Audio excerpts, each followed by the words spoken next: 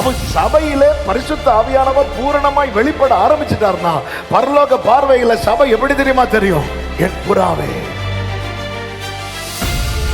நீ திராட்சரசத்தை விட என் நேசத்தை அதிகமா நினைச்சிட்டேன்னா உன்னால திராட்சரசம் வேண்டான்னு வைக்க முடியும். கர்த்தரை முன்னாடி வைக்கிறான் தெரியுமா, அவன் தலைமுறை மேல ஒரு கீறல் கூட விழாது. கர்த்தர் பாதுகாப்பா. ஒரு இந்த விஷயத்துல தான், அதாவது உன் ஹார்ட்ல வந்து தெய்வங்கிற ஸ்தானத்துல நான் மட்டும்தான் இருக்கணும். நீ அங்க நேசத்துக்கு உச்சிதத்தை கொடுப்பது என்பது என்கிட்ட என்ன இருக்கிறது என்பதில் நான் எவ்வளவு கொடுக்கிறேன் என்பது, நான் என்ன தெரியுமா, மூடிய திறந்து ஊத்தல, திறந்து ஊத்தன எப்ப வேணாலும் மூடலாம், உடைச்சு ஊத்துறான். நேத்து வர பாவத்தை விட்டு பிரிய முடியாம இருந்தேன், இன்னைக்கு கிருபையினால மீட்கப்பட்டுட்டேன். இப்ப நான் சேலஞ்ச் பண்றேன், கிறிஸ்துவின் அன்பை விட்டு என்னை.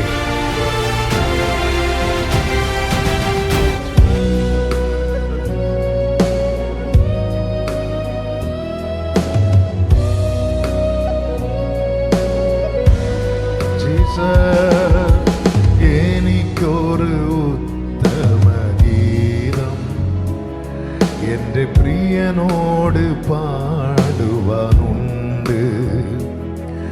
എൻ യേശുവിനായി എഴുതിയ ഗീതം ഒരു പനിനീർപ്പൂ പോലെ മൃദുലം. എൻ്റെ ഹൃദയത്തെ തൊടുവാൻ, മുറിവിൽ തലോടുവാൻ യേശുവെ പോലെ ആരെയും ഞാൻ കണ്ടതില്ല. ഇത്രയേറെ ആനന്ദം ജീവിതത്തിലേകുമെന്ന് യേശുവെ ഞാൻ ഒരിക്കലും നിനച്ചതില്ല. 10,000 അതിശ്രേഷ്ഠം എനിക്കേറ്റവും പ്രിയമുള്ള നാദം, എൻ ഹൃദയം കവർന്ന പ്രേമകാന്തം, സർവാംഗ സുന്ദരൻ യേശു.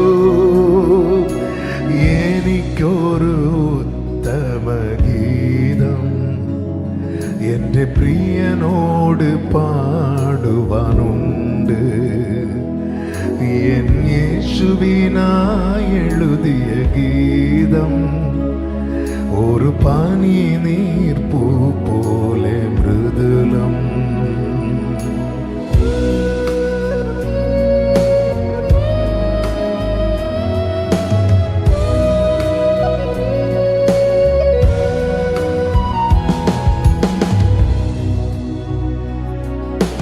മരുഭൂമിയിൽ അർത്ഥപ്രാണനായി ഒരു കണ്ണും കാണാതെ വിതുമ്പിയപ്പോൾ സ്നേഹക്കൊടിയിൽ എന്നെ മറച്ചു. ഓമന പേർ ചൊല്ലി എന്നെ മാറോടണച്ചു. മരുഭൂമിയിൽ അർത്ഥപ്രാണനായി ഒരു കണ്ണും കാണാതെ വിതുമ്പിയപ്പോൾ സ്നേഹക്കൊടിയിൽ എന്നെ മറച്ചു. ഓമന പേർ ചൊല്ലി എന്നെ മാറോടണച്ചു. എൻ്റെ ഹൃദയത്തെ തൊടുവാൻ, മുറിവിൽ തലോടുവാൻ യേശുവെ പോലാരെയും ഞാൻ കണ്ടതില്ല. ഇത്രയേറെ ആനന്ദം ജീവിതത്തിലേകുമെന്ന് യേശുവെ ഞാൻ ഒരിക്കലും നിനച്ചതില്ല. 10,000 അതിശ്രേഷ്ഠം എനിക്കേറ്റവും പ്രിയമുള്ള നാദം, എൻ ഹൃദയം കവർന്ന പ്രേമകാന്തൻ, സർവാംഗ സുന്ദരൻ യേശു. എനിക്കൊരു ഉത്തമ ഗീതം എൻ്റെ പ്രിയനോട് പാടുവാനുണ്ട്.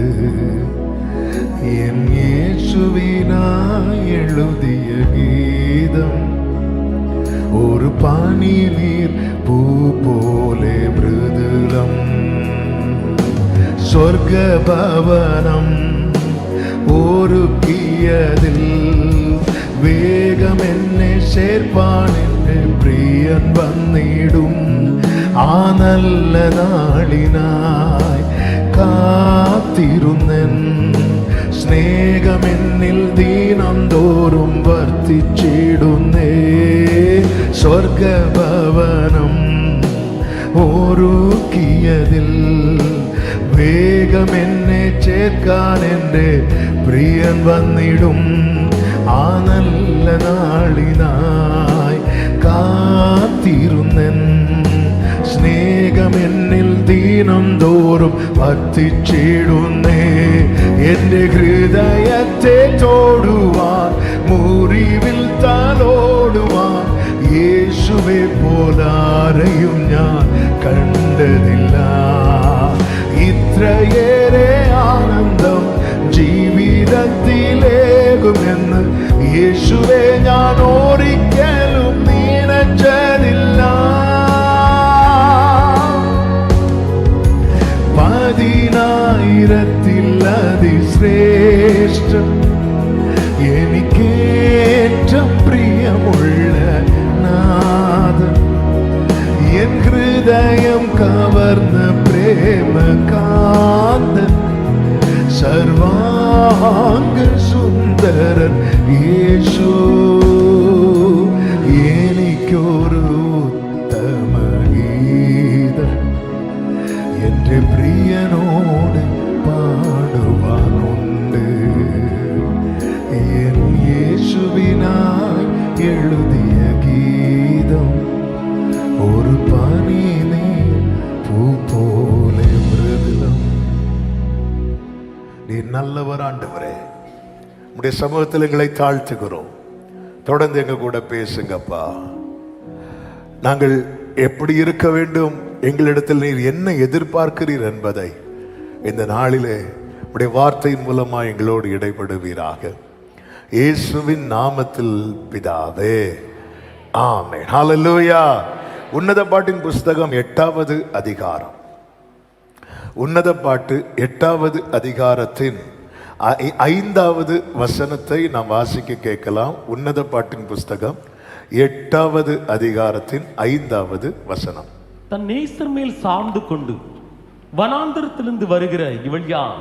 கிச்சிலி மரத்தின் கீழ் உம்மை எழுப்பினேன். அங்கே உமது தாய் உம்மை பெற்றாள். அங்கே உம்மை பெற்றவள் வேதனைப்பட்டு உம்மை பெற்றாள். ஒரு விசை கூட அந்த ஃபர்ஸ்ட் லைனை வாசிக்கலாம். தன் நேசர் மேல் சார்ந்து கொண்டு, தன் நேசர் மேல் சார்ந்து கொண்டு வனாந்தரத்திலிருந்து வருகிற இவள் யார்? வருகிற இவள் யார்? சபையாகிய மணவாட்டியும் ஆண்டவரும் இரட்சகருமாகிய மணவாளனுக்கும் இடையே இருக்கிறதான ஒரு தெய்வீக உறவு, அது எப்படிப்பட்டதா இருக்க வேண்டும், அது எப்படி காணப்பட வேண்டும் என்பதை குறித்து எழுதப்பட்ட ஒரு உன்னதமான புத்தகம்தான் இந்த உன்னத பாட்டு.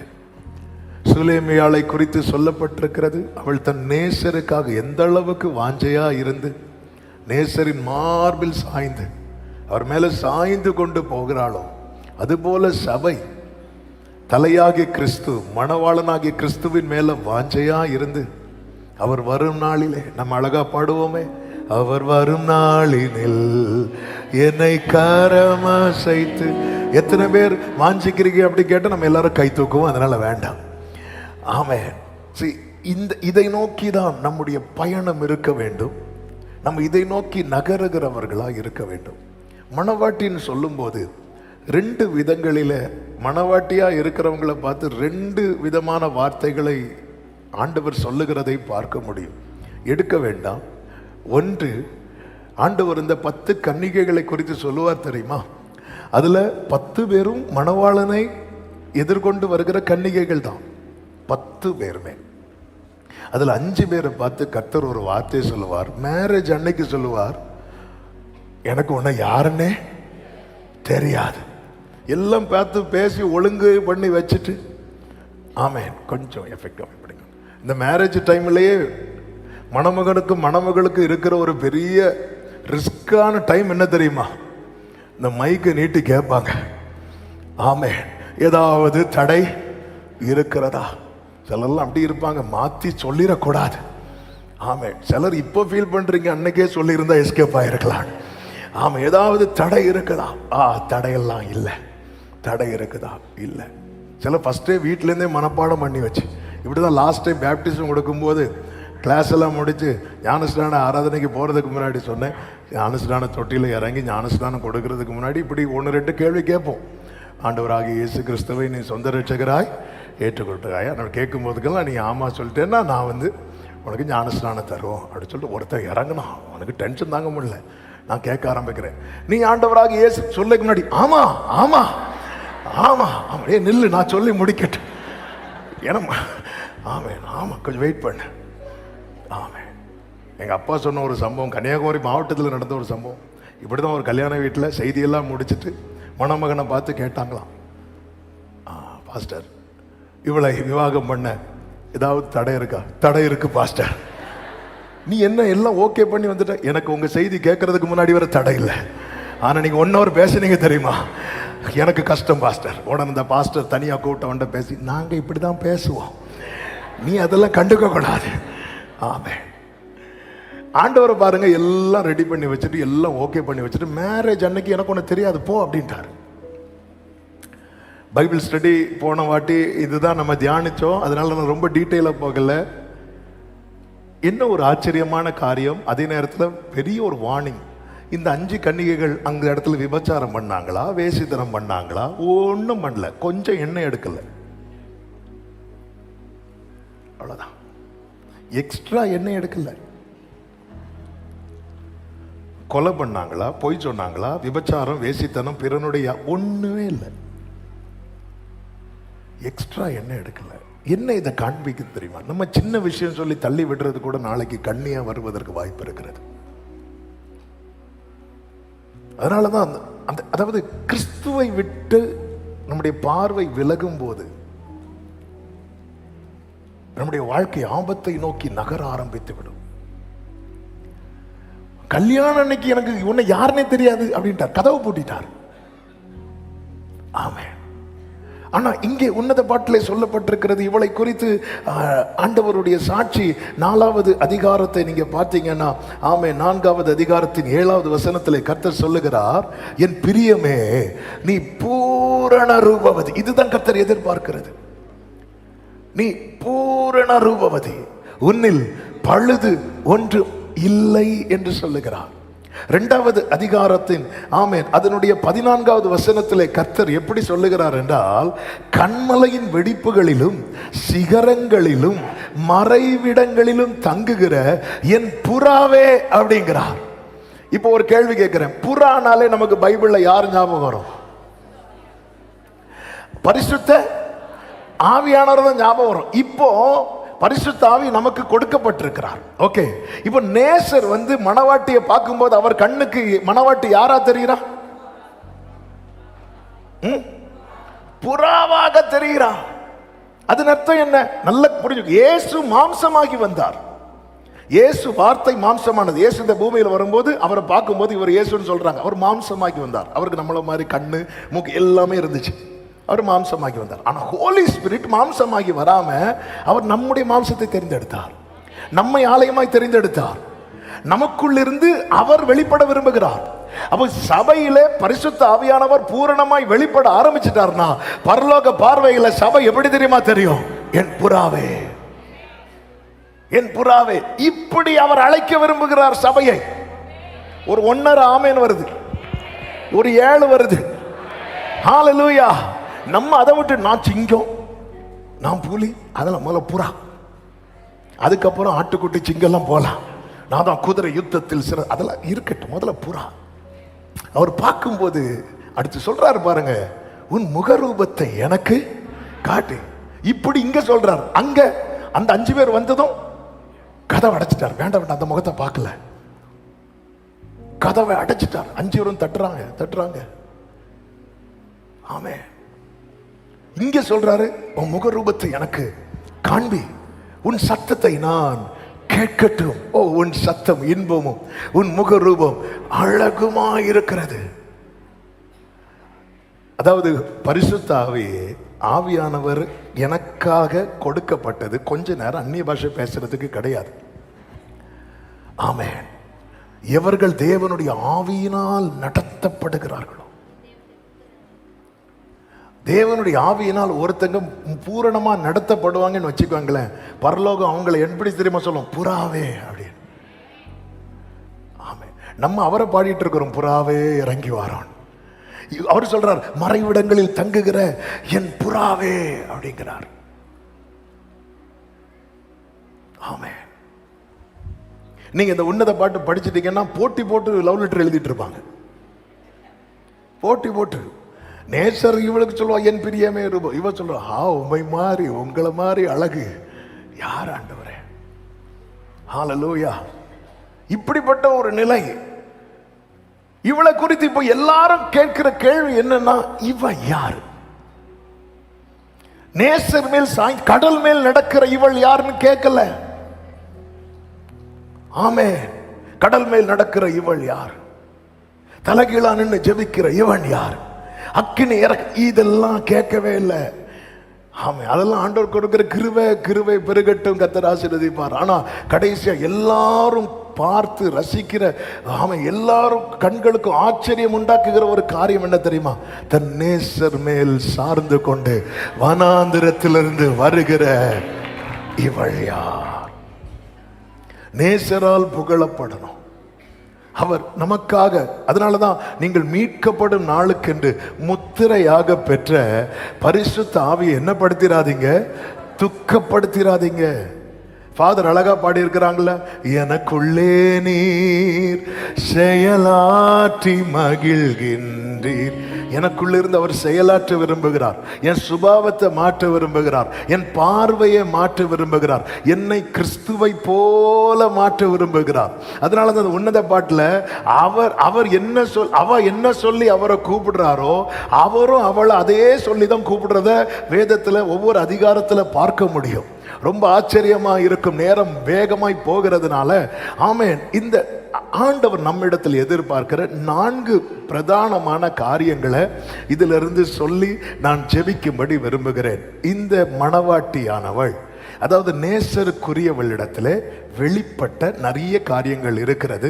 கடந்த 2 வாரங்களாக பரிசுத்த ஆவியானவர் இந்த வார்த்தையை சிந்தையிலே வைத்து, ஆமென், அதை தியானிக்க வைத்தபடியினாலே அது செய்தியாக உருவாகி இன்னைக்கு உங்கள் மத்தியிலே நான் அதை பேசி கொண்டிருக்கிறேன். கர்த்தர் நம்மோடு கூட இடைபடுவாராக. இந்த 4 காரியங்கள் தேவன் நம்மிடத்தில் எதிர்பார்க்கிற மிக மிக முக்கியமான காரியம். 4ஐயும் சேர்த்து ஒன்னா சொல்லலாம். ஆனா அதை 4ஆ சொல்லும் போதுதான் அதனுடைய காரியத்தை நம்மால் புரிந்து கொள்ள முடியும். எல்லாவற்றுக்கும் அடிப்படையா இருக்கிறது ஒன்றே ஒன்றுதான். அதை சொல்லிவிட்டு இந்த 4 காரியத்தை சொல்ல விரும்புகிறேன். என்ன? 2வது அதிகாரம் 4வது வசனத்திலே சொல்லப்பட்டிருக்கிறது. வாசிக்கலாம். என்னை இழுத்துக்கொள்ளும். 2வது அதிகாரத்தின் 4வது வசனம். விருந்து சாலைக்கு அழைத்து கொண்டு போனார். என்மேல் பறந்த அவருடைய கொடி நேசமே. கரங்களை உயர்த்தி ஒரு ஆமேன் சொல்லுங்க பார்க்கலாம். சத்தமா ஒரு ஆமேன் சொல்லுங்க பார்க்கலாம். ஆமேன், ஹல்லேலூயா. ஆமா, இதுதான் மெயினே. இதுதான் மெயினே. என்மேல் பறந்த. ஹல்லேலூயா. காட்டு மரங்களில் கிச்சிலி போ எந்த நேசரதோ நிற்கிறார். அவர் நேசத்தால் சோகமானே என்மேல் பறந்த நேசமே. எல்லாரும் நல்லா கவனிக்கிறீங்க. உங்களை பார்த்தா அப்படி அடுத்து என்னவா இருக்கும் அப்படி இருக்கிறது மாதிரி தான் இருக்குது. ஆனா சிலர் மட்டும் 3வது வானத்தில் இருக்கிறீர்கள். இன்னும் 40 நிமிடம் இருக்கிறதுனால தயவாய் வேகமாய் இறங்கி வரும்படி உங்களை அன்புடன் கேட்டுக்கொள்ளுகிறேன். ஆமென், ஹல்லேலூயா. இவ என்ன பண்றா அப்படின்னா, இவளை பார்த்து ஏன் பூர்ண ரூபவதின்னு சொல்லி தூக்கிட்டு போறாரு அப்படின்னா, ஒன்று நேசத்தை அதிகமாய் நினைப்பவள். நேசத்தை அதிகமாய். 1வது அதிகாரத்தின் 4வது வசனத்துல சூனேமியாள் சொல்லுகிறாள், என்னை இழுத்துக் கொள்ளும். நாங்கள் உமக்கு பின்னே ஓடி வருவோம். ராஜா என்னை தமது அறைக்குள் அழைத்து கொண்டு வந்தார். நாங்கள் உமக்குள் களி கூர்ந்து மகிழ்வோம். அடுத்த வார்த்தை, திராட்சரசத்தை பார்க்கிலும் உமது நேசத்தை நினைப்போம். உமது நேசத்தை நினைப்போம். We will remember your love more than wine. ஆண்டவர் நேசத்தை எல்லாரும் நம்ம நினைப்போம். ஆனா இந்த அம்மா மட்டும் எப்படி நினைப்பாங்க அப்படின்னா, திராட்சரசத்தை பார்க்கணும். இந்த திராட்சரசம் என்பது உலகத்திலிருந்து கிடைக்கக்கூடியது. திராட்சரசத்தை குறித்து அநேக காரியங்கள் வேதம் சொல்ல இருந்தாலும் 3 காரியத்துக்கு அடையாளமாக இந்த திராட்சரசத்தை நம்மால பார்க்க முடியும். ஒன்று, இந்த ஒயின், இந்த திராட்சரசம் அப்படின்னாலே அது ஜாய், அது மகிழ்ச்சியை கொடுக்கக்கூடியது. ஆமென். 104வது சங்கீதத்தின் 15வது வசனத்திலே சொல்லப்பட்டிருக்கிறது, மனுஷனுடைய இருதயத்தை மகிழ்ச்சியாக்கும் திராட்சரசம். Simple of happiness and rejoicing. அது மகிழ்ச்சியை கொடுக்கக்கூடியது. நல்ல கவனமா கேளுங்க. இந்த உலகத்துல ஒரு மனுஷனுக்கு மகிழ்ச்சியை கொடுக்கக்கூடிய நிறைய காரியங்கள் இருக்கிறது. நீங்க எந்த ஒரு வெளியில பிள்ளைங்களை கூட்டிட்டு போனாலும் பிள்ளைங்களுக்குன்னு ஒரு பிளே ஏரியாவை செட் பண்ணி வச்சிருப்பாங்க. எதுக்கு தெரியுமா? பிள்ளைங்களுக்கு மகிழ்ச்சியை கொடுக்க. லீவு அப்படின்னு விட்டாச்சு. லீவு விட்டாலே ஒவ்வொரு ஏரியாவில் இருக்கிறவங்க ஒவ்வொரு ஏரியாவை செட் பண்ணி ஆகணும். இல்லைன்னா பிள்ளைங்க கடிச்சே கொதறிடுவாங்க. ஏதாவது மால் பக்கத்தில் இருக்கிறவங்க எல்லாம் மாலுக்கு போயிடுவாங்க. பீச்சு பக்கத்தில் இருக்கிறவங்க பீச்சை கூட்டிட்டு போகணும். ஆமே, இந்த உலகத்துல ஒரு மனுஷனை மகிழ பண்ணக்கூடிய நிறைய காரியங்கள் இருக்கிறது. ஆரம்பத்தில் மிகவும் குறைவா இருந்தது, இப்பொழுதெல்லாம் ரொம்ப ரொம்ப அதிகமா இருக்கிறது. ஒரு எக்ஸாம்பிள் சொல்லணும்னா, முந்தியெல்லாம் நீங்க பார்த்தீங்கன்னா இந்த ஒவ்வொரு தெருவில் வந்து ஏதாவது ஒரு வீட்டில் தான் டிவி இருக்கும். அந்த டிவியில் திடீர்னு வாரத்துக்கு ஏதாவது ஒரு ப்ரோக்ராம் போடுவான். அந்த தெருவே அந்த வீட்டுக்கு முன்னாடி இருக்கும். தெருவே இருக்கும். அவ்வளோதான். அந்த ஒரு நாளோட முடிஞ்சு. இனி அடுத்த வாரம் தான். ஆனால் இன்னைக்கு அப்படி அல்ல. இன்னைக்கு எல்லாமே கையிலேயே எல்லாமே வந்துட்டு. இந்த உலகம் ஒரு மனுஷனை மகிழ பண்ணுவதற்கு நிறைய காரியங்களை அது வெளிப்படுத்தி கொண்டே இருக்கிறது. ஆனால் அப்போ ஒரு தேவ பிள்ளை பரிசுத்தமாக வாழணும்னா நிறைய காரியங்களுக்கு விலக வேண்டி இருக்கிறது. விலக ட்ரை பண்ணி முடியலை. ஆவியானவர் கற்றுத்தந்த வார்த்தை இதுதான், நீ திராட்சரசத்தை விட என் நேசத்தை அதிகமாக நினைச்சிட்டேன்னா உன்னால திராட்சரசம் வேண்டான்னு வைக்க முடியும். ஹல்லேலூயா. அவ்வளோதான். இந்த காரியம் ஆண்டவரே, நான் இவ்வளவு ட்ரை பண்ணேன், நான் 7 நாள் ஃபாஸ்டிங் போட்டேன் ஆண்டவர், அப்படி பண்ண இது பண்ண, ஆனால் இந்த காரியம் வரும்போது என்னால் முடியல. நீ என் நேசத்தை குறைவா நினைக்க. உன் மேலே என் பேனரை பறக்க விட்டுட்டே இருக்கணும். என் மேல் பறந்த அவருடைய கொடி நேசமே. உனக்கு இது வேண்டான்னு ஸ்கிப் பண்ணணும்னா அதுக்கு ஒரே ஆப்ஷன் தான் இருக்கிறது. ஒரே ஆப்ஷன் தான் இருக்கிறது. திராட்சை ரசத்தை விட சாலமோன் கொடுத்த ஆஃபரை சூனேமியா வேண்டாம் அப்படின்ட்டா. ரீசன் என்ன தெரியுமா? அந்த திராட்சை ரசத்தை காட்டிலும் சாலமோனின் மச்சங்களை காட்டிலும் அவள் நேசத்தை அதிகமாய் நினைக்கிறாள். பரிசுத்த ஜீவியம் வாழ்றதுக்கு ஆமென் ஆவியானவர் கற்று தந்த வார்த்தை இதுதான், நீ எல்லாத்தை விட ஏன் நேசத்தை மேல நட. சில காரியத்தை விட முடியல. இந்த கண்ணு நிறைய இச்சிக்கும், இந்த கை நிறைய இச்சிக்கும், இந்த உள்ளம் நிறைய இச்சிக்கும். அப்ப சில காரியங்கள் நமக்கே தெரிகிறது. அப்போஸ்தலனாகிய பவுல் சொல்லுகிறார், எல்லாவற்றையும் அனுபவிக்க எனக்கு அதிகாரம் உண்டு. பழைய ஏற்பாட்டில் மீட்கப்பட்டவங்களெல்லாம் பிரமாணத்துக்குள்ள அடைச்சு போட்டாங்க. வேற வழி இல்லை. பிடிக்கதோ பிடிக்கல செஞ்சுதான். புதிய ஏற்பாட்டில் ஆண்டவர் வந்து அப்படி அடைக்கல. மாறாக நானா வந்து அடையணும்னு விரும்புறார். ஆமா, நானா வந்து அடையணும். அவரை பிடிச்சு அடைக்க முடியும். யாரையும் ஃபோர்ஸ் பண்ணி எதுவுமே பண்ண மாட்டார். நானா வந்து அடையணும். அதுதான் ரோமர் 6 பவுல் சொல்வார், உங்கள் அவயவங்களை நீதிக்கு அடிமைகளாய் ஒப்பு கொடுங்கள். அது என்கிட்ட தான் இருக்கு. நீ ஒப்பு கொடு. ஏன்னா நம்ம கிரயத்துக்கு கொல்லப்பட்டிருக்கிறோம். முந்தி அசுத்தமானதை நடப்பித்துட்டு இருந்தோம், இப்போ கிருபையினால மீட்கப்பட்டுட்டோம். இனி நம்ம கிட்ட தான் இருக்கு. என்ன ஆப்ஷன்? இனி நான் பரிசுத்தமானதை நடப்பிக்க என் அவயவங்களை நான் என்ன பண்ண போறேன்? ஒப்பு கொடுக்க போறேன். நிறைய காரியங்கள் நமக்கு தெரியும். நிர்பந்தமான மனுஷன், எனக்கு இதுல இருந்து விடுதலை வேணும், அதுல இருந்து நிறைய காரியங்கள் நமக்கு தெரியுங்க. அப்போ இது மேற்கொள்ள என்ன சில காரியங்களை வேண்டான்னு எனக்கு வைக்க முடியலையா ஆண்டவரே? ஏன் வைக்க முடியல? கடந்த நாட்களில் ஆவியானவர் பேசின வார்த்தை இதுதான், நீ என் நேசத்தை அதிகமா நினைக்கல. அதை விட ஒரு சின்ன பிள்ளை கையில் இருக்கிற ஒரு பொருளை வாங்கணும்னா அதை விட இன்னொரு பெஸ்ட்டான பொருளை நீங்கள் கொடுத்துட்டீங்கன்னா அந்த பிள்ளை அதை விட்டுட்டு இதை வாங்க ஆரம்பிச்சிடும். இது சின்ன வயசுலேருந்தே பெருசாக தான் வந்துட்டே இருக்கு. பெரிய அது அந்தந்த ஸ்டேஜுக்கு ஏற்றது போல ஆண்டவர் சொல்கிறார், நீ அதில் ஏன் என்னுடைய நேசத்தை மேலே வைக்க மாட்டேங்கிற? நான் உனக்கு செஞ்சது, நான் உன் மேலே எவ்வளோ அன்பு வைத்திருக்கிறேன். ஏன் அதை உன்னால் நீ அதை நினச்சிட்டேன்னா இது வேண்டான்னு உன்னால் என்ன செய்ய முடியும் தெரியுமா? ஸ்கிப் பண்ண முடியும். இந்த உலகம் கொடுக்குற சந்தோஷம் இருக்கு தெரியுமா, அதுக்குன்னு ஒரு சின்ன டியூரேஷன் இருக்கு, அதோடு அது முடிஞ்சிடும். ஆனால் உலகம் கொடுக்கிறதுக்கு பேரு சிற்றின்பம், பரலோகம் கொடுப்பதற்கு பேரு பேரின்பம். அந்த அன்பை நினைக்கும் போது உண்டாகிற ஒரு சந்தோஷம் இருக்கு தெரியுமா, அதற்கு இணையாக வேற எந்த சந்தோஷமும் கிடையாது.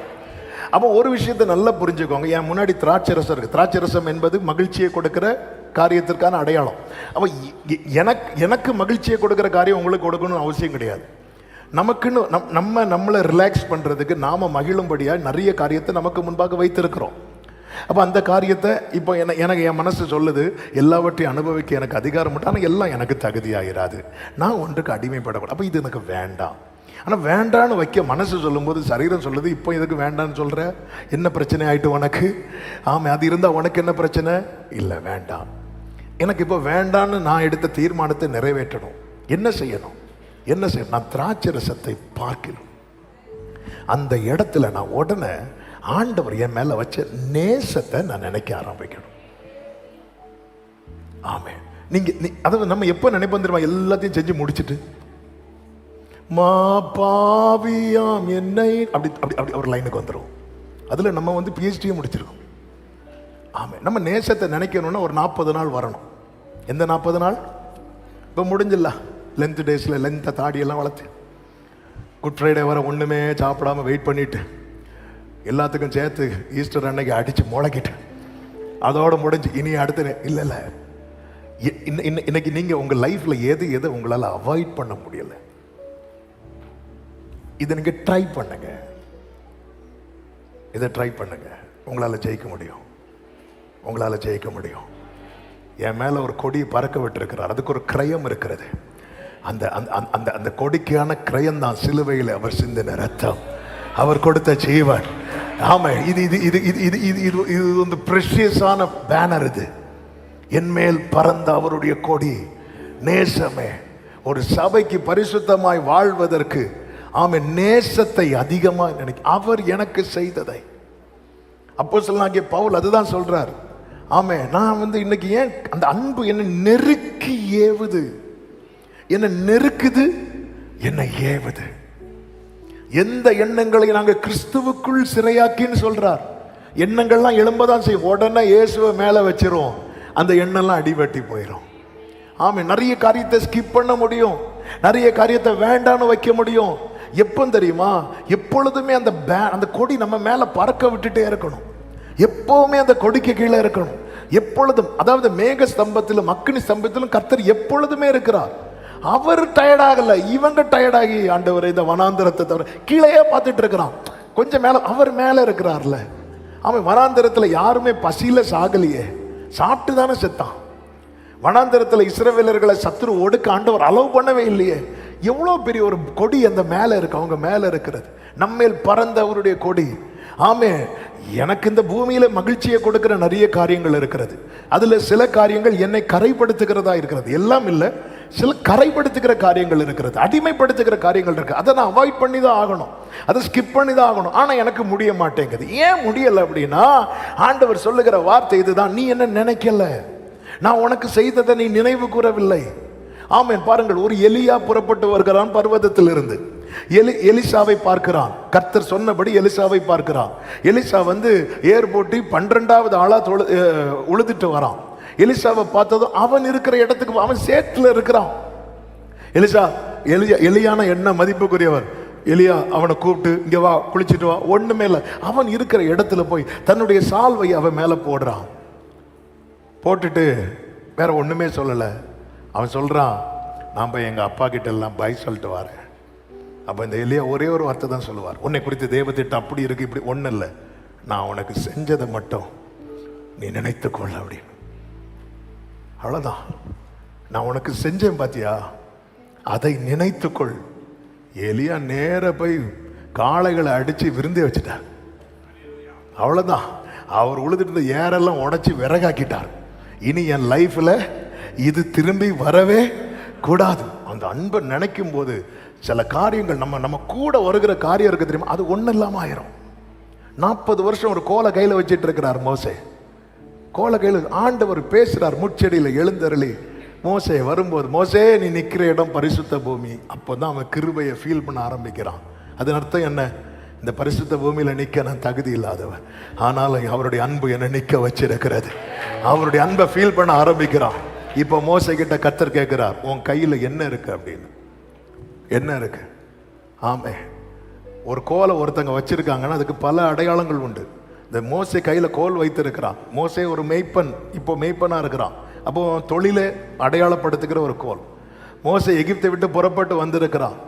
ஆமாம், அவர் ஒரு பரதேசி, அவர் ஃபாரினர் அப்படிங்கிறதுக்கான ஒரு அடையாளம். இன்னொரு அடையாளம் இருக்கிறது, மோசே எகிப்தின் சகல சாஸ்திரங்களையும் கற்று தேர்ந்தவன். எகிப்தில் சாஸ்திரங்கள் கலைகள் கற்று தேர்ந்தவங்க கையில் ஒரு கோல் வைத்திருப்பாங்க. அப்படி கோல் வைத்திருந்த அநேகர் தான் மந்திரவாதிகள். அப்போ அவனுடைய படிப்பை காட்டுது, அவனுடைய மேன்மையை காட்டுது. நான் ஒரு எகிப்தியன், நான் இவ்வளோ இதை படிச்சிருக்கிறேன், பார்வோனுடைய குமாரத்தின் மகன், ஒரு குடும்ப பெருமையை காட்டுகிற கோல். அது மட்டுமல்ல, மோசேவனுடைய பிறப்பை குறித்து வேதம் சொல்லுகிறது, ஒரே கோத்திரத்தில் லேவி கோத்திரத்தில் பிறந்து லேவி கோத்திரத்தில் உள்ள ஒருத்தன் லேவி கோத்திரத்தில் உள்ள ஒருத்தையும் விவாகம் பண்ணுகிறான். ஒரே கோத்திரம், நம்ம ஊரில் சொல்லணும்னா ஒரே ஜாதின்னு சொல்லுவாங்கல்ல, ஒரே கோத்திரத்திலேருந்து திருமணம் நடந்து பையன் பிறந்திருக்கிறான். அந்த காலத்தில் லேவி கோத்திரத்திலிருந்து ஒருத்தன் யூதா கோத்திரத்திலிருந்து ஒரு பெண்ணை விவாகம் பண்ணா அந்த தலைமுறை இந்த கோல் வைக்கிற அடையாளம் கிடையாது அவங்களுக்கு. அது கோத்திர பெருமைன்னு சொல்லுவாங்க. அப்போ இவன் கையில் லேவி, அப்படி நான் லேவியன் அப்படிங்கிற ஒரு பெருமையின் கோல் இருக்கிறது. இது எல்லாமே அதை அடையாளப்படுத்துகிற ஒரு கோலை கையில் வச்சிருக்கும் போது ஆண்டவர் கேட்கிறாரு, உன் கையில் என்ன இருக்கு அப்படின்னு. சிம்பிளா சொல்றார், ஒரு கோல் ஆண்டவர் என்றார். ஆமே, அதுல ஆண்டவர் இது இது இது என்னுடைய ப்ரொஃபஷன், என்னுடைய பேக்ரவுண்ட், இது என்னுடைய ஜாதி, என்னுடைய ஒன்றும் கிடையாது. அவ்வளவுதான், ஒரு கோல் போட்டான், அவ்வளவுதான். அவர் எனக்கு செய்ததை நான் பெருசா பார்க்க எது எது எனக்கு கடினமா இருக்கிறது அதெல்லாம் ஈஸியா பவுல் சொல்லுகிறார், எனக்கு லாபமா இருந்தவைகளை நான் நஷ்டம் என்றும் குப்பை என்றும். அப்போ இதுல ஒரு காரியம் பிராக்டிக்கலா சொல்றேன். சில காரியத்தை நம்மளால விட முடியலன்னா நம்ம எதை நினைக்கல தெரியுமா? நேசத்தை நினைக்கல. என்னால ஒரு காரியத்தை விட்டவே முடியல, அவர் எனக்காக என் கண்ணுக்கு முன்னாடி மரித்தா கூட நான் அதை நினைக்கலன்னு அர்த்தம். அந்த இடத்துல நான் கிறிஸ்துவை மறுதலிக்கிறேன். ஆண்டவருடைய அன்பை நான் நினைக்கல. பேதுரு மறுதலிக்கிறான், இயேசு திரும்பி பார்க்கிறார். பேதுருவை பார்க்க வேண்டிய அவசியமே கிடையாது. அவனை மட்டும் பார்க்கலன்னா அவன் அடுத்து என்னெல்லாம் சொல்லியிருப்பானே தெரியாது. யூதாஸுக்கு பக்கத்தில் அவனும் தொங்கியிருப்பான். கர்த்தருடைய ஒரு பார்வை போதும் அவன் வழி மாறுகிற ஒன்ன ட்ராக்ல கொண்டு வருவதற்கு. என் ஆண்டவருடைய பார்வையில் அப்படிப்பட்ட கிருபை இருக்கிறது. ஒரு ஆமேன் சொல்லுங்க பார்க்கலாம். ஒரே ஒரு பார்வை போதும். ஆண்டவர் கிருபை. ஒருத்தன் மனம் கசந்து அழுதுட்டானாலே அவன் லைஃப் மாற ஆரம்பிச்சுட்டு அர்த்தம். மனம் கசந்து ஒருத்தன் அழ ஆரம்பிச்சுட்டான், அவன் பாஸ்ட் ஆண்டவர் தொடவே மாட்டார். எவ்வளோ நல்ல ஆண்டவரை நாம் தெய்வமாய் கொண்டிருக்கிறோம். ஆனாலும் இந்த பேதுரு என்ன பண்ணுகிறான்னு தெரியுமா? நான் மீன் பிடிக்க போறேன்னு சொல்லிட்டு பின்வாங்கி போறான். இயேசு வருகிறான். ஆமாம், 200 முழம் தூரத்தில் இருந்த அவனை கொஞ்சம் கொஞ்சமாக பக்கத்தில் கொண்டு வருகிறான். பக்கத்தில் கொண்டு வந்து அவனை எங்கே கொண்டு உட்கார வைக்கிறார் தெரியுமா? நெருப்பு போட்ட இடத்துல உட்கார வைக்கிறார். பேதுருக்கு நெருப்புனாலே அலர்ஜி. ஏன்னா நெருப்புனா பேதுருக்கு என்ன தெரியுமா ஞாபகத்தில் வரும்? அவர் மறுதளிச்சது ஞாபகம் வரும். ஆண்டவர் அதே போல் ஒரு நெருப்பை போட்டு உட்கார வச்சுட்டு கேட்குறார், நம்ம லவ் பண்ணலாமா அப்படின்னு கேட்குறார். நீ என்ன நேசிக்கிறியா? நேற்று வர நெருப்புன்னா அவனுக்கு என்ன ஞாபகம் வரும் தெரியுமா? மறுதளிச்சது ஞாபகம் வரும். இனி அவன் லைஃப்ல நெருப்புனா என்ன ஞாபகம் வரும் தெரியுமா? ஆண்டவர் என்கிட்ட அன்பை காட்டினது ஞாபகம் வரும். ஆண்டவர் சூழ்நிலை அப்படியே மாத்துறார். என்ன நீ அன்பா இருக்கிறாயா, அன்பா இருக்கிறாயா, அன்பா இருக்கிறாயா? அந்த இடத்துல இவர்கள் எல்லாரை பார்க்கலும். அப்ப லவ் விஷயத்துல ஆண்டவருடைய எக்ஸ்பெக்டேஷன் ரொம்ப ஜாஸ்தியா இருக்கும். நம்ம அதை குறைச்சிட்டே இருக்கிறோம். அன்பு கூறுகிற விஷயத்துல சபையே அன்பு கூறுகிறவர்களுக்கு அவர் உண்டு பண்ணி வைத்தவைகள், அன்பு கூறுகிறவர்களுக்கு ஆயத்தம் பண்ணின ஜீவ கிரீடம், அன்பு கூறுகிறவர்களுக்கு என்று ஒரு ராஜ்யத்தை, எல்லாமே அந்த அன்பு கூறுகிறவர்களுக்கு தான். ஆமென். அவர் ஆயத்தம் பண்ணினது அவருடைய ராஜ்யம், அவர் வைத்திருக்கிற ஜீவ கிரீடம் அன்பு கூறுகிறவர்களுக்கு. அன்பு, எனவேதான் 2 கொரிந்தியர்ல சொல்லப்பட்டிருக்கிறது, ஆமே, நம்முடைய கர்த்தராக இயேசு கிறிஸ்துவினிடத்தில் அன்பு கூறாதவன் சபிக்கப்பட்டவன் என்று சொல்லப்பட்டிருக்கிறது. ஏன்னா அவன் லைஃபே இழக்க போகிறான், அவன் வாழ்க்கையை இழக்க போகிறான். இந்த பூமியிலே பரிசுத்தமாய் வாழ்வதற்கு திராட்சை ரசத்தை பார்க்கலாம், இந்த உலகத்தில் நம்மை கரைப்படுத்தி மகிழ்ச்சியை கொடுக்கிற காரியங்கள் இருக்கிறது அல்லவா, அதை பார்க்கலாம். பாருங்கள், நோவா தன் காலத்தில் இருந்தவர்களுக்குள்ளே நீதிமானா இருந்தான். பிரமாணம் இல்லாத காலத்தில் ஒருத்தன் நீதிமானா வாழ்வது என்பது அது எவ்வளோ பெரிய விஷயம் தெரியுமா, எவ்வளோ பெரிய விஷயம் தெரியுமா. பிரமாணமே இல்லை, பிரமாணம் இல்லாத காலத்தில் எப்படியெல்லாம் அவங்க பெண் கொண்டார்கள் கொடுத்தார்கள் சொல்லப்பட்டிருக்கிறது. ஆமே, அதாவது சகோதரர்களுக்குள்ளே சகோதரிகளுக்குள்ளேயே அவங்க திருமணம் பண்ணுகிற அளவுக்கு இருந்துச்சு. பிரமாணம் இல்லை அன்னைக்கு, அந்த முறையெல்லாம் கிடையாது, பிரமாணமே கிடையாது. அப்படிப்பட்ட காலத்திலேயே நோவா நீதிமானா இருந்தான் என்று பைபிள்ல சொல்லப்பட்டிருக்கிறது. நீதிமானா இருந்தான். கர்த்தர் அவனை குடும்பத்தை காப்பாற்றுகிறார், அதன் பிறகு அவனை ஆசீர்வதிக்கிறார். அவன் திராட்சை தோட்டத்தை நடுகிறான். திராட்சை தோட்டம் செழித்தோங்குகிறது, திராட்சை பழத்தை எடுத்து கொண்டு வருகிறான்.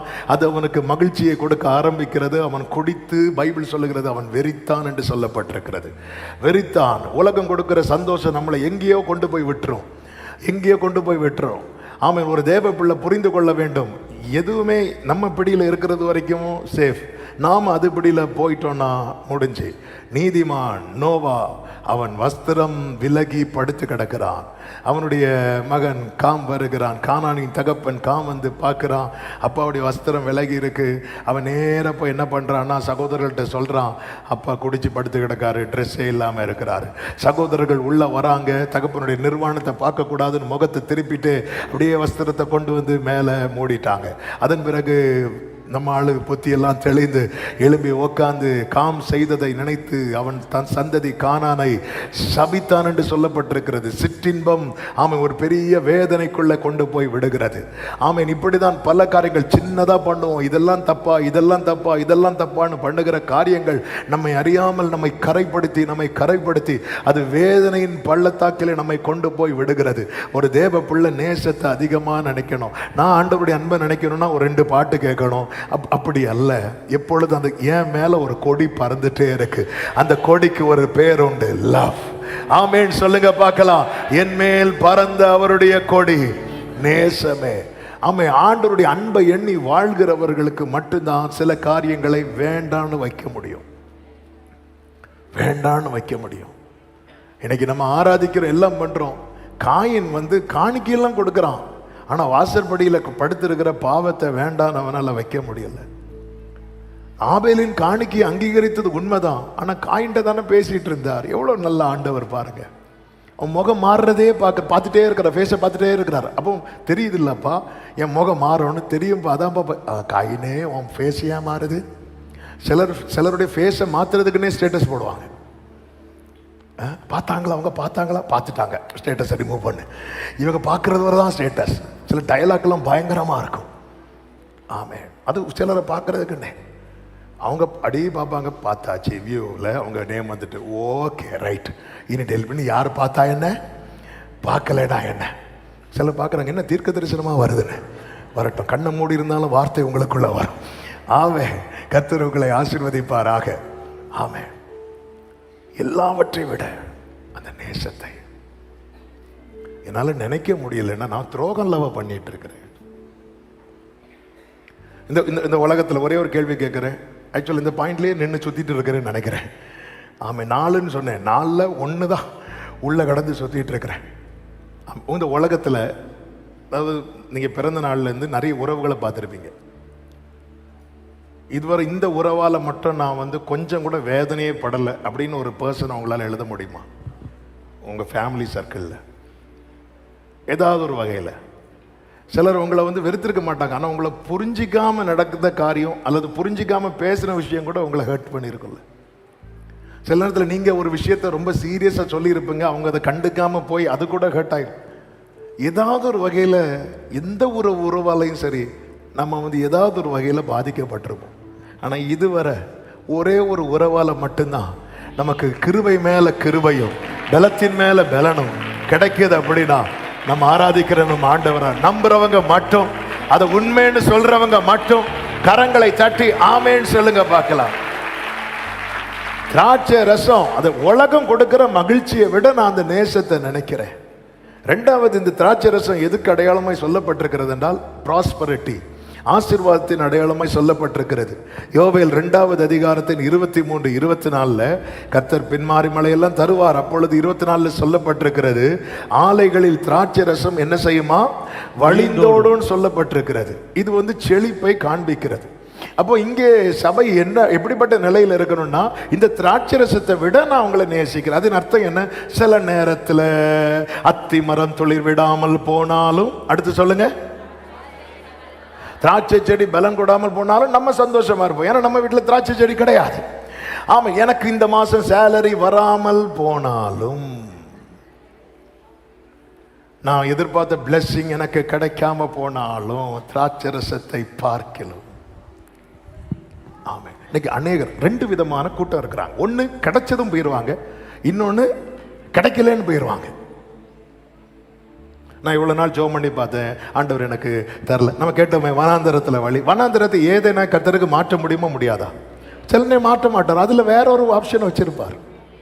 என் நினைவுகள் அல்ல, உங்கள் மோசே காலத்தில் கடலை பிளந்து நடக்க வச்சார், பேதுரு காலத்தில் கடல் மேலேயே நடக்க வச்சார்.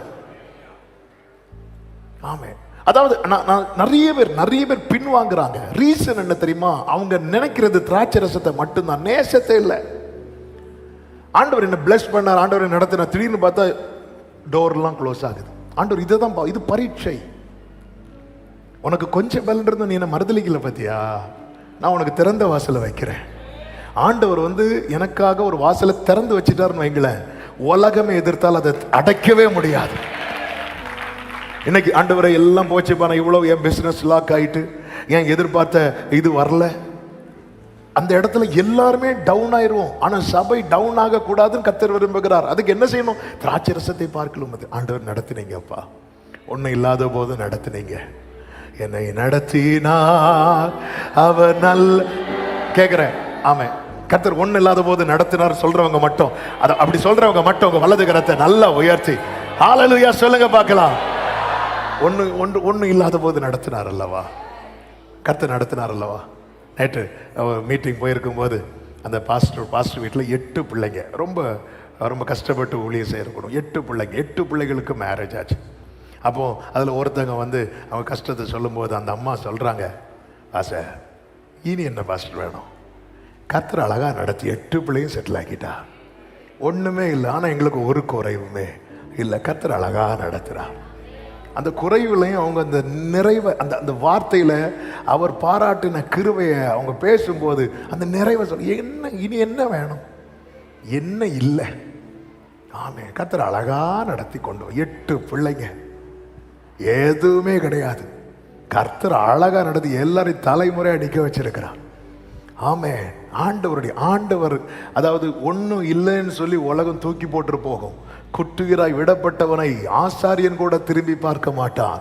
ஆனால் ஒரு நல்ல சமாரியன் அங்கே வந்து அவனுக்கு எவ்வளவு காயம் இருக்கிறதோ அத்தனை காயத்துக்கும் எண்ணெய். நம்ம பல நேரத்தில் நான் நினைச்சது நடக்கல, நான் நினைச்சது கிடைக்கல, அந்த இடத்துல நம்ம ஆண்டவருடைய அன்பை வந்து குறைத்து மதிப்பிட்டு அப்படியே பின்வாங்குறோம். அத்திமரம் துளிர் விடாமல் போனாலும், திராட்சை செடி பலன் கொடாமல் போனாலும், நான் கர்த்தருக்குள் மகிழ்ச்சியாயிருப்பேன். ஓ தேங்க்யூ ஹோலி ஸ்பிரிட். ஆமே, ஏங்க சர்ச்சுக்கு வரல? நானும் வந்து பார்த்தேன், ஒண்ணுமே கிடைக்கல. நாங்கள் திராட்சை ரசத்தை பார்க்கிறோம், உம்முடைய நேசத்தை நினைப்போம். 3வது திராட்சை ரசம் எதற்கான அடையாளம் அப்படின்னா, அது கவனண்டுக்கான அடையாளம். ஆமே, யூத கலாச்சாரத்தின்படி 2 வீட்டு, பெண் வீட்டு மாப்பிள்ளை வீடு 2 பேரும் உட்காந்துருப்பாங்க. பேசி இவனுக்கு இவா இவளுக்கு இவன் ஓகே ஆனதும் அதை உறுதிப்படுத்துவதின் அடையாளமாக என்ன பண்ணுவாங்க, நம்ம ஊரில் என்கேஜ்மெண்ட் சொல்கிறாங்கல்ல, அவங்க என்கேஜ்மெண்ட்டில் என்ன தெரியுமா, அவங்க முன்னாடி கிளாஸில் என்ன வச்சுருப்பாங்க தெரியுமா, திராட்சை ரசத்தை வச்சுருப்பாங்க. அவங்க எடுத்து குடிச்சிட்டாங்கன்னா என்கேஜ்மெண்ட்டு முடிஞ்சுன்னு அர்த்தம். ஆமே, நேராக போய் ஆமே சில சொல்லுவாங்க சாப்பிட்டுட்டு போங்க, நாங்கள் அடுத்த வாட்டி வரும்போது கை நினைக்க வருவோம். அது அர்த்தம் என்னன்னா, இங்கே சாப்பிட்டுட்டோன்னா இங்கே எல்லாமே முடிஞ்சிட்டு. திராட்சை ரசம் உடன்படிக்கை. இந்த அம்மா சொல்றாங்க, நான் திராட்சை ரசத்தை பார்க்கலாம். அதன் அர்த்தம் என்ன? எனக்கு இந்த பூமியில கர்த்தர் சில உறவுகளை தந்திருக்கிறார். என்னுடைய தாய், என்னுடைய தந்தை, என்னுடைய சகோதரர்கள், என்னுடைய சகோதரிகள், என் கணவன் அல்லது என் மனைவி, இந்த உறவுகள் இருக்கிறது அல்லவா, இதுக்கு மேலதான் நீங்க எனக்கு ஆண்டவரே. ஹல்லேலூயா. இதுக்கு மேல எப்பவுமே புரிந்து கொள்ளுங்கள், ஆண்டவர் தந்த உறவுகளுக்காக ஸ்தோத்திரம், ஆண்டவர் தந்த பெற்றோருக்காக, ஆண்டவர் தந்த பாருங்க, இந்த உறவு மாறவே மாறாது. உங்க வாழ்க்கையில நீங்க யாருக்கு பிறந்தீங்களோ அவங்கள தான் நீங்க அப்பானும் அம்மானும் கூப்பிட முடியும், வேற வாய்ப்பே இல்லை. அதே போலதான் மேரேஜும். ஆமே, இவர் ஒருவருக்கே இவள் ஒருத்திக்கே ஆண்டவர் ஃபர்ஸ்ட் அந்த கவர்னன்ட் கொடுக்கும் போதே, இது நிமித்தம் புருஷன் தன் தகப்பனையும் அங்க ஏது தகப்பன் ஏது தாய் யாராவது உண்டா ஏதேன் தோட்டத்துல? இல்ல. ஆண்டவர் அப்பவே கவர்னன்ட், இது தேவனுடைய அனாதி தீர்மானம். ஆண்டவர் திடீர்னு கூட்டத்தை பார்த்து சட்டத்தை போடுறவர் அல்ல. இதுதான் கிங்டம் பிரின்சிபல், தேவ ராஜ்யத்தினுடைய சட்டம் இது. ஆமென். அதனாலதான் பேதுரு அதை இன்னும் தெளிவாக எழுதிட்டார். நீங்க விவேகத்துடனே உங்க மனைவியோடு வாழுங்க, ஏன்னா பரலோகத்துக்கு நீங்க சேர்ந்தான் போக போறீங்க.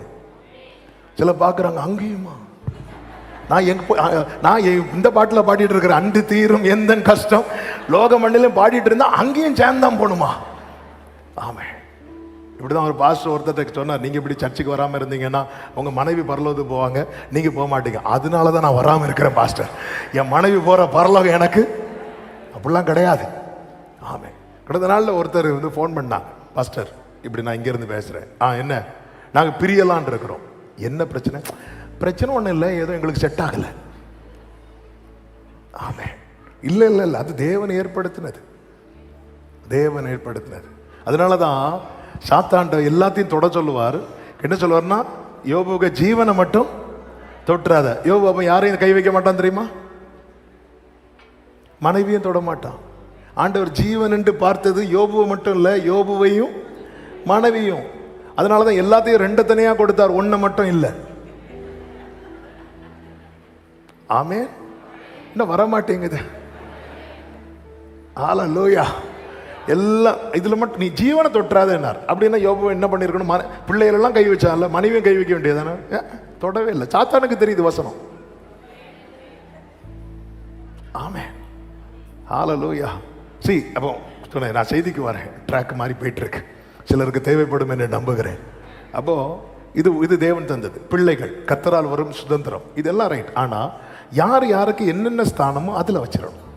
பெற்றோரை அந்த கணத்துல வைக்கணும், அதுல இருந்து இறக்கிடக்கூடாது. ஆமே. உன் வாழ்நாள் நீடித்திருப்பதற்கு உன் தகப்பனையும் தாயும் கனம் பண்ணும். தகப்பனையும் தாயும் தூஷிக்கிறவனுடைய தீபம் காரில் உள்ள என்ன ஆயிரும் தெரியுமா? அணைஞ்சு போயிடும். ஆமே. அந்த கணத்தை கொடுக்கணும்.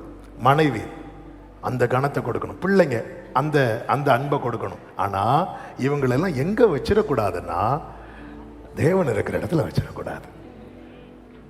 அப்படி நம்ம தூக்கி வச்சிட்டாலே நம்ம மனைவியை விக்கிரகம் ஆகிட்டோம், புருஷனை விக்கிரகம் ஆகிட்டோம், பிள்ளையை விக்கிரகம் ஆகிட்டோம். ஆபிரகாம் பாருங்க, ஆபிரகாமுக்கு யாரும் ரொம்ப பிடிக்கும்னா ஈசாக்கு ரொம்ப பிடிக்கும். ஈசாக்குக்காகவே இஸ்மவேலை விரட்டிட்டான். இஸ்மவேலை வெறுத்தெல்லாம் விரட்டல, ஈசாக்குக்காகவே. ஈசாக்கும் இஸ்மவேலும் சேர்ந்து போக மாட்டாங்க.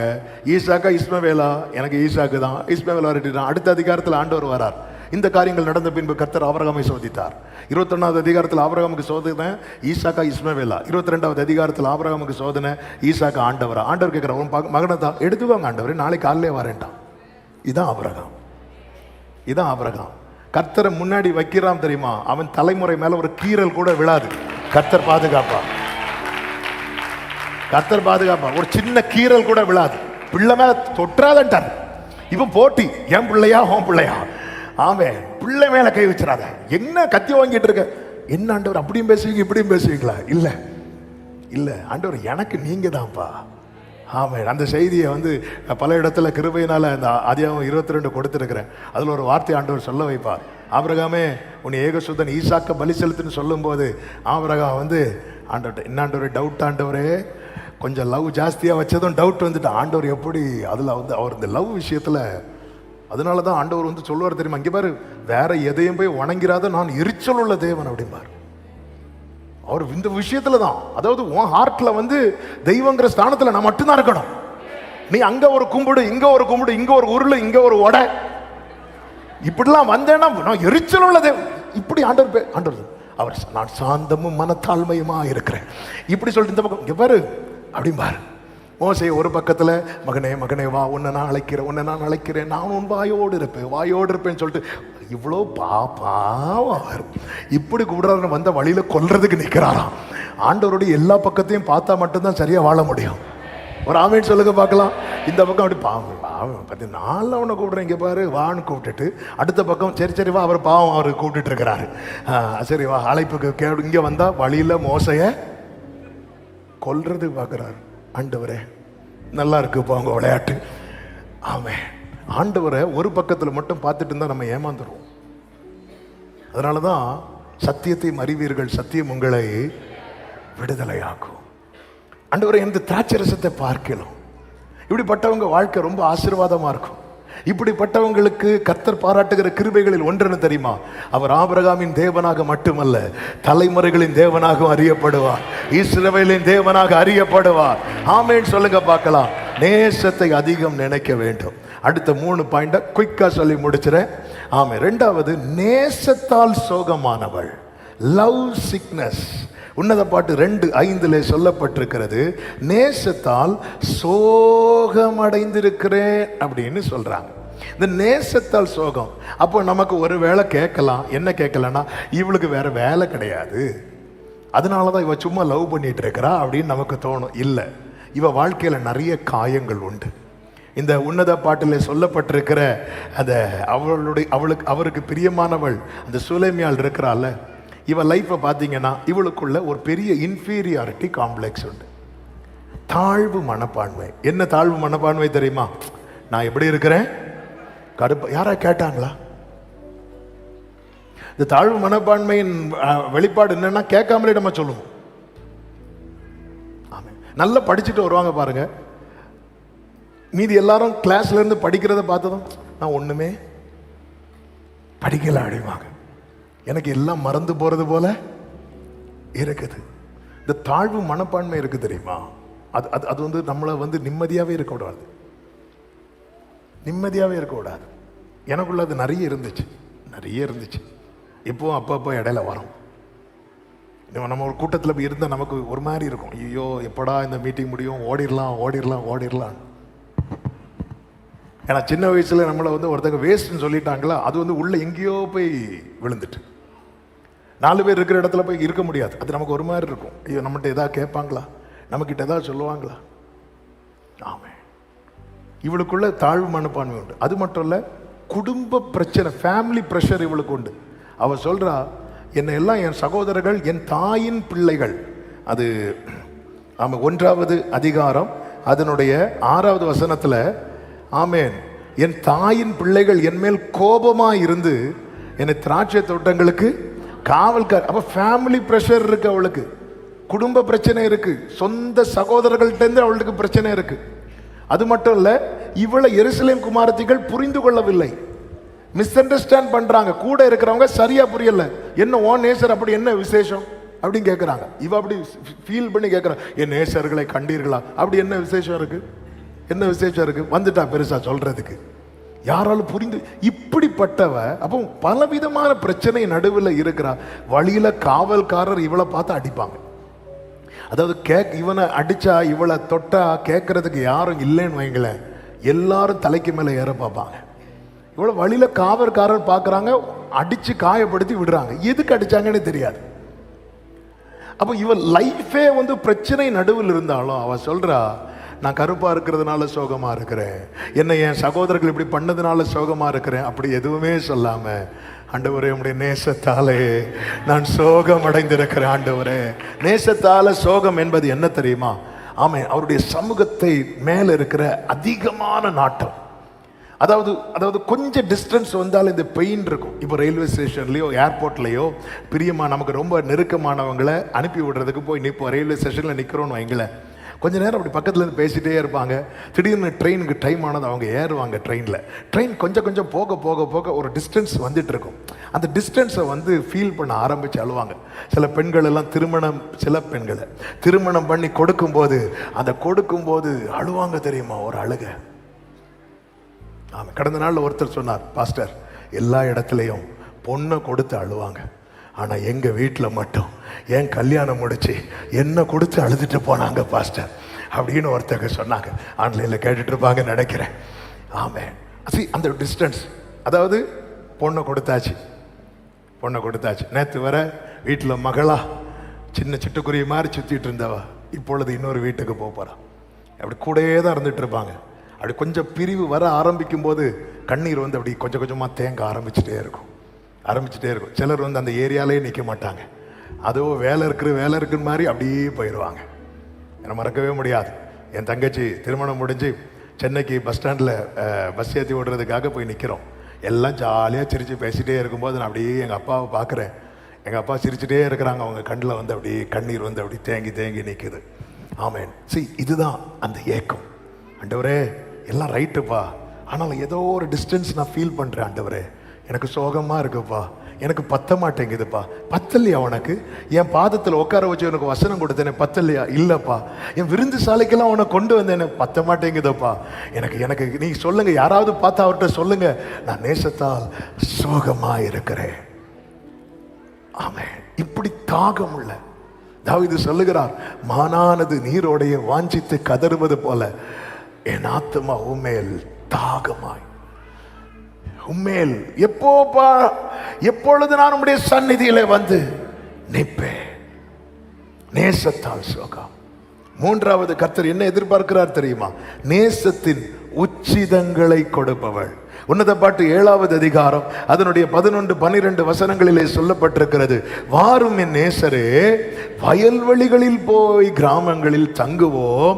அடுத்த வார்த்தை வாசிக்கலாம். அதிகாலையிலே திராட்சை தோட்டங்களுக்கு போவோம், திராட்சை கொடி துளிர்த்து அதன் பூ மலர்ந்ததோ என்றும் மாதுளம் செடிகள் பூ பூத்ததோ என்றும் பார்ப்போம்.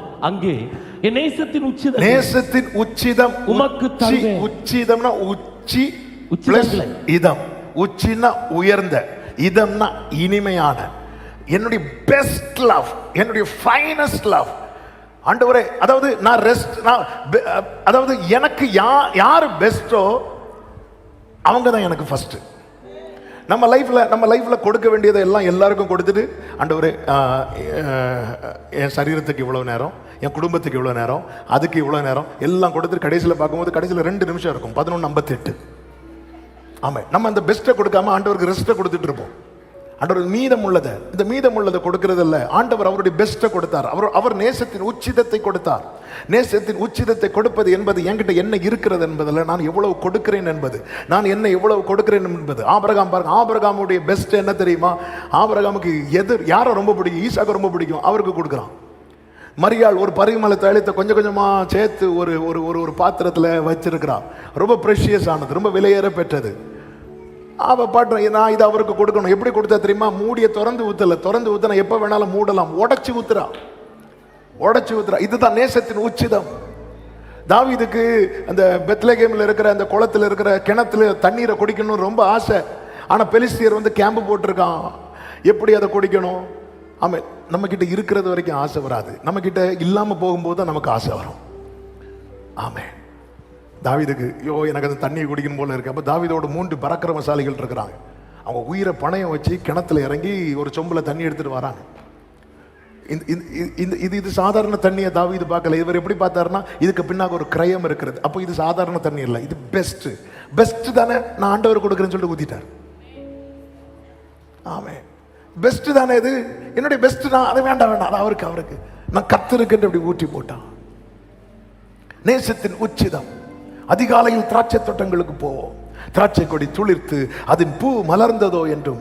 ஆமா, நேசத்தின் உச்சிதத்தை கொடுக்கிறவன் லைஃப்ல வந்து டே பை டே என்ன ஒரு முன்னேற்றம் இருக்கும் தெரியுமா? கனி இருக்குதா. ஆண்டவரே, நேற்று இப்படி எல்லாம் சொன்னீங்களேப்பா, எனக்கு இப்படி விதைச்சிங்களே, இப்படி தண்ணி ஊத்துனீங்களே, இன்னைக்கு பாப்போமா ஆண்டவரே, ஏதாவது கொஞ்சமாவது முளைச்சிருக்குதா, கொஞ்சமாவது மாற்றம் இருக்குதா? 10 வருஷமா பேசிட்டு இருக்கிறீங்களா ஆண்டவரே, அட்லீஸ்ட் ஒரு பூவாவது பூத்து இருக்குதா ஆண்டவரே? வாங்க ஆண்டவரே, சேர்ந்து பார்க்கலாம் ஆண்டவரே.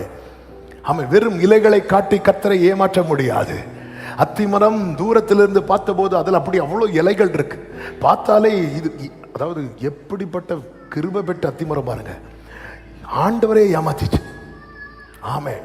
நம்ம ஜெபம் சில நேரத்தில் ஆண்டவரே ஒருவேளை இருக்குமோ. ஆமாம், சில அத்திமரங்கள் இருக்கிறதாம், பல டைப் அத்திமரம் இருக்கு. அதில் ஒரு டைப் அத்திமரம் தான் அது பார்த்தீங்கன்னா கனி இல்லாத காலத்திலும் அதனுடைய இலைகளை பார்த்தா கனி இருக்கிறது மாதிரியே இருக்குமா. அப்படி அசைஞ்சு அசைஞ்சு தூரம் போறவனே வா என்கிட்ட தான் கனி இருக்குன்னு கூப்பிட்ட மாதிரி இருக்கும். கிட்ட இயேசு கனி இருக்கும்னு சொல்லி பார்த்தா அதுல என்ன இல்லை தெரியுமா? கனி இல்லை. அது அர்த்தம் என்ன? வெறும் இலைகளை வைத்து ஆண்டவரை பிரியப்படுத்த முடியாது. வெறும் இலைகளை வைத்து ஆண்டவரை பிரியப்படுத்த முடியாது. நான் இத்தனை வருடம் ஆராதித்து என்கிட்ட அந்த கனியே இல்லை அப்படின்னா நான் நேசத்தின் உச்சிதத்தை அவருக்கு கொடுக்கவே இல்லை.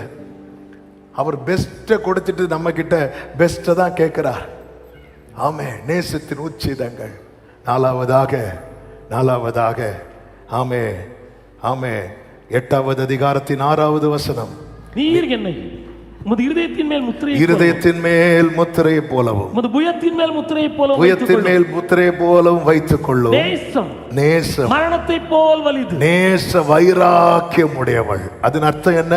ஆண்டவரே, நான் எப்பொழுதும் உம்முடையவன், நான் எப்பொழுதும் உம்முடையவள். இதை பிரிக்கிறதற்கு நான் எதற்குமே இடம் கொடுக்க மாட்டேன். ஒரு ஆமேன் சொல்லுங்க பார்க்கலாம். நான் எப்பொழுதும், ஒரு சீசனுக்கு அல்ல, ஒரு சீசன் எப்பொழுதும். 7வது அதிகாரத்தில் பவுல் சொல்றார், ரோமர் 7ல், நிர்பந்தமான மனுஷன் யார் இந்த பாவ சரீரத்திலிருந்து என்னை விடுவிக்க கூடும் என்று சொல்லுகிறான். அவன் கிறிஸ்துவின் அன்பண்டை வந்த பிறகு இப்போ 8வது அதிகாரத்தில் அடுத்த சேலஞ்ச் பண்றான். என்ன தெரியுமா?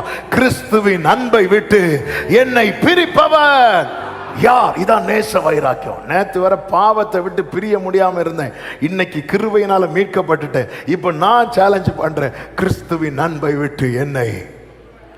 இதான் நேச வைராக்கியம். இந்த நேச மரணத்தை விட வலியது. இந்த நேச வைராக்கியம் திரளான தண்ணீர்கள் இதை என்ன செய்யாது தெரியுமா? அவித்து போடாது. சபை இப்படி இருந்தால் மட்டும்தான் கடைசி வரை நிற்க முடியும். அதாவது ஒரு சீசனுக்காக ஒரு காரியம் நல்லதா நடந்துட்டா உடனே போய் ஆண்டவரே நீங்க தான்ப்பா சூப்பர்ப்பா, ஆமே, அதில் 10th நல்ல மார்க் கிடைச்சதும் ஆண்டவரை கொண்டாடி ஆண்டவர் போதும் விடுவார்.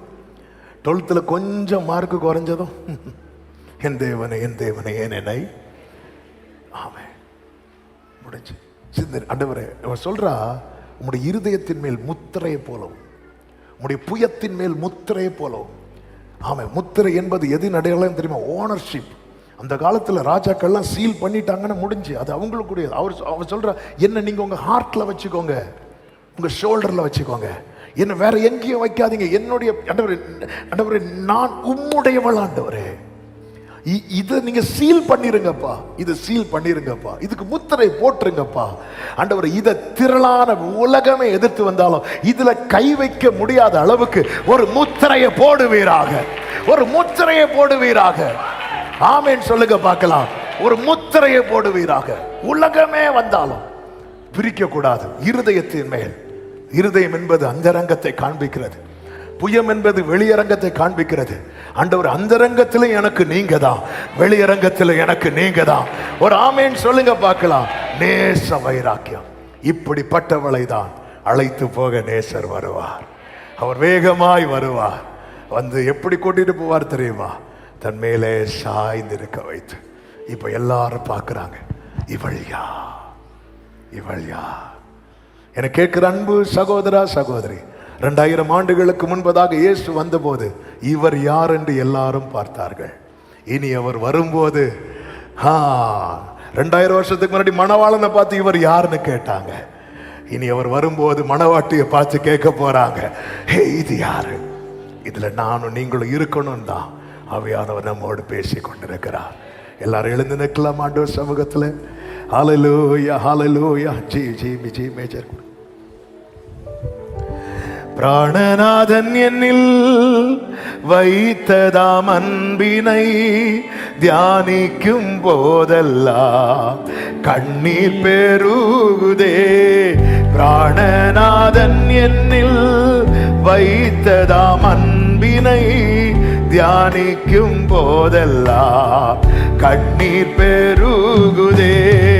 அன்பின் சொரூபனாய் ஆருயிர் நேசராய் நீச துரோகி என்னை நேசிக்கலானீரே. அன்பின் அப்பா glory நீச துரோகி என்னை. சொல்ல விரும்புறவங்க கைகளை உயர்த்தி சொல்லுவோம். என் இயேசுவே நானும் உடையவன். ஹல்லேலூயா. நீர் சொந்தம். ஆவியாத்மா ஆவியாத்மா சரீர பலியாய் படைக்கின்றேன்.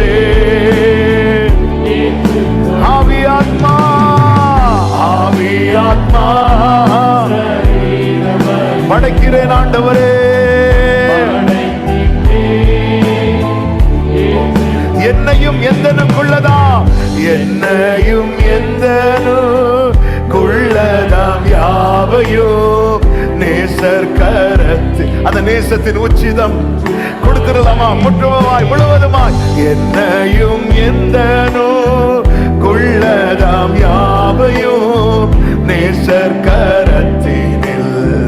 ஓ எஸ். ஜீவனமோ மரணமோ ஜீவனோ மரணமோ பிராணநாதன் என்னில் வாஞ்சிப்பதேதுவோ சம்பூர்ணமாகவே. உங்க சித்தம் நடக்கட்டும். ரிபாலமா சேகரே. அர்ப்பணிக்க விரும்புறவங்க ரெண்டு கைகளை உயர்த்தி என் இயேசுவே என் இயேசுவே நானும் உடைய. நீரன் சொந்தம். நேசத்தை தந்துட்டேன். நேசத்தின் உச்சிதத்தை தர விரும்புறேன்ப்பா. நேசத்தின் உச்சிதத்தை தர விரும்புறேன் ஆண்டவரே. ஓரா மக்களா மாசே தேனரே. ஆமென். ஆவியாத்மா ஆவியாத்மா ஜீசஸ். கடைசியாக சொல்லுவோமா? குயவனின் கையிலே களிமண்ணை போலவே.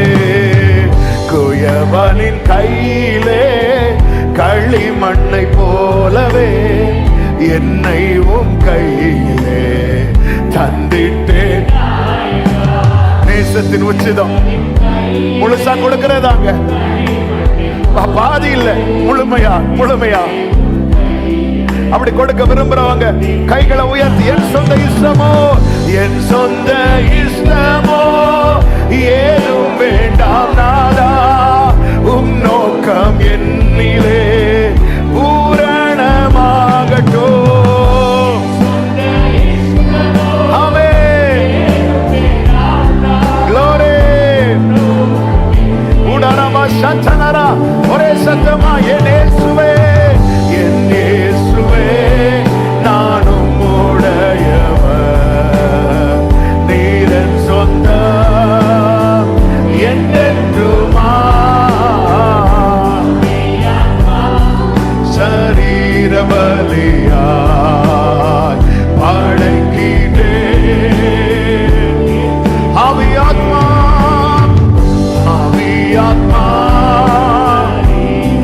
ஓரலமா ஷேகரே மாம்ரோ தனரே. கடைசியா கைகளை உயர்த்தி சொல்லுவோம். என்னை தருகிறேன் என்னை தருகிறேன் தருகிறேன் என்னை படைக்கிறேன். உம் பாதத்தில் என்னை நேசத்தின் உச்சிதத்தை நேசத்தின் உச்சிதத்தை கொடுக்கிறவர்களா எங்களை மாற்றுவீராக. இதோ எங்களை தருகிறோம் முழுமையாக முற்றிலுமாக உம் சித்தத்திற்காக உருவாக்குமே. ஆமென். உருவாக்குமே. நல்ல கரங்களை தட்டி தேவனுக்கு மகிமை முழு பலத்தோடு. நேசத்தையே நினைக்கிறவளா, நேசத்தால் சோகமடைந்தவளா, நேசத்தின் உச்சிதத்தை கொடுக்கிறவளாய், நேச வைராக்கியம் உடையவளாய் சபை காணப்படுவதாக. நாளை அவர் வரும்போது அவர் மார்பில் சாய்ந்து செல்லுகிற அனுபவத்தில் கர்த்தர் சபையை நடத்துவாராக. நல்ல கரங்களை தட்டி பரிசுத்த ஆவியானவரே முழுவதுமாய் ஆட்கொண்டு நீர் நடப்பிக்க செய்ய விரும்புகிற காரியத்தை எங்களிலே செய்வீராக. ஆமென், ஆமென், ஆமென். பரிசுத்த பிதாவே, நல்ல தகப்பனே, நன்றியோடுமை துதிக்கிறோம். உங்க கிருபை மிகவும் பெரியது. நீர் எங்களிடத்தில் எதிர்பார்க்கிற காரியம் பொன்னோ பொருளோ பணமோ அல்ல, நேசம். அவ்வளவு நேசத்தை காட்டி இருக்கிறீங்க ஆண்டவர். ஆண்டவரே, நேசத்தை அதிகம் நினைக்கிறவர்களாய், நேசத்தால் சோகமானவர்களாய், நேசத்தின் உச்சிதத்தை உமக்கு தருகிறவர்களாய், நேச வைராக்கியமுடையவர்களாய் கர்த்தர் எங்களை நிலைநிறுத்துவீராக.